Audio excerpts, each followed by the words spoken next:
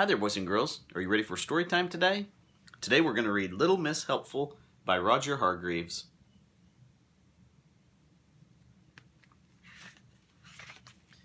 Little Miss Helpful was one of those people who loves to help other people, but who ends up helping nobody. Do you know what I mean? I mean, for instance, like the time when one of Mr. Tall's shoelaces came undone.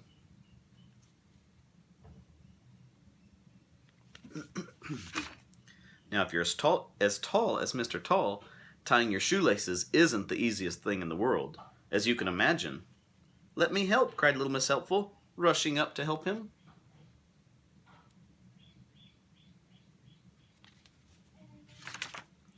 Then, somehow, she managed to tie Mr. Tall's shoelaces together, and he fell over. And if you're as tall as Mr. Tall, falling over hurts. Bang! "Ouch," he said, rubbing his head.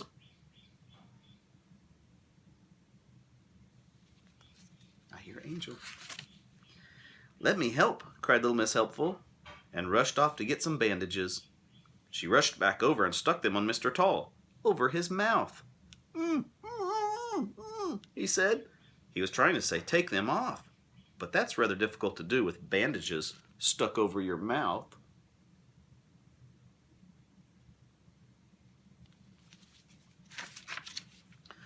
Little Miss Helpful looked at him with concern. "Let me help," she cried, and she ripped the bandages off his mouth.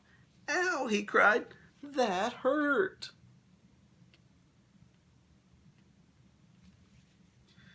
"Would you like me to get some cream for your sore mouth?" she asked anxiously. "No," he groaned, "go away." Now, do you know what I mean about people, like Little Miss Helpful, who help nobody? Last year, in April I think it was, Mr. Happy woke up feeling ill. The doctor had to be called, and he came to Mr. Happy's house, his cottage, which is by a mountain, by the woods, and by a lake.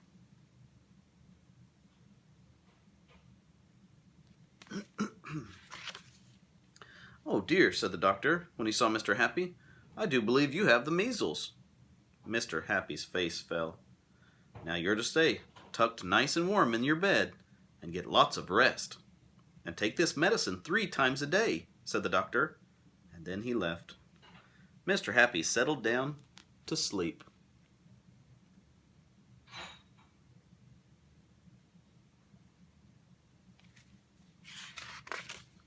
He had just fallen asleep when there was a loud knock at his front door.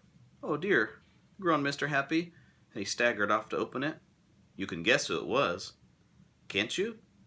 "I've come to help you," she cried. But, protested Mr. Happy. "But nothing," cried Little Miss Helpful. "Now off to bed with you while I do some things around here." She looked around. "This place is going to need a good cleaning," she said.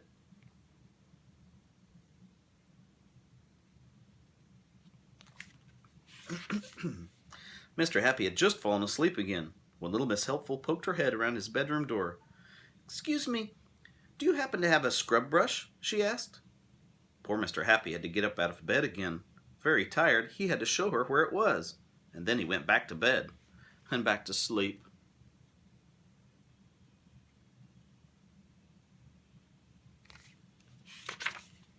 Little Miss Helpful stepped back to admire the kitchen floor she had just scrubbed, and then she slipped on the soap, and she fell head over heels, and got her head stuck in the bucket. And because she couldn't see where she was going, she walked into a shelf full of saucepans, which fell all over the floor with a terrible clatter.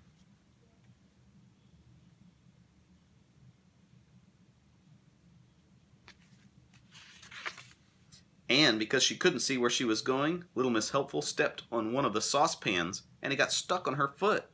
And because she had to hop, she fell over against the refrigerator door, which flew open, and everything inside fell out, all over Little Miss Helpful.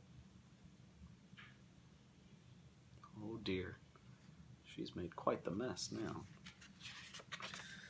Poor Mr. Happy awoke with a start from the terrible commotion. He groaned and got out of bed and went to the kitchen, and there he opened the door and couldn't believe his eyes.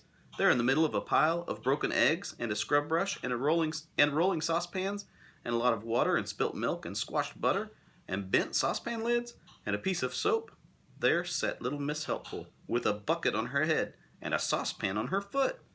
"Help!" came a voice from inside the bucket.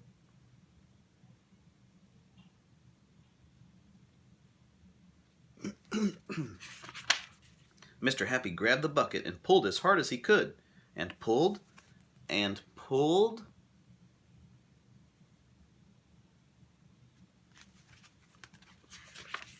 And pulled until, pop! The bucket came off the top of little Miss Helpful's head, like a cork out of a bottle. Mr. Happy shot backwards like a bullet from a gun. Crash! He went flying through the kitchen door.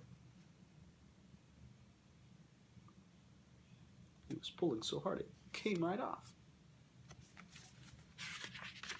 He shot across the garden and straight through the hedge. He rolled down the hilly field behind his garden. Faster and faster, he rolled down the hill until, splash, he ended up in the lake with a bucket in his hand. And a little figure with a saucepan on one foot came half running, half hopping out of Mr. Happy's house. You know who that is, don't you? "Let me help," she cried. The end. Little Miss Helpful. I hope you enjoyed the story. I'll see you again tomorrow. Bye-bye.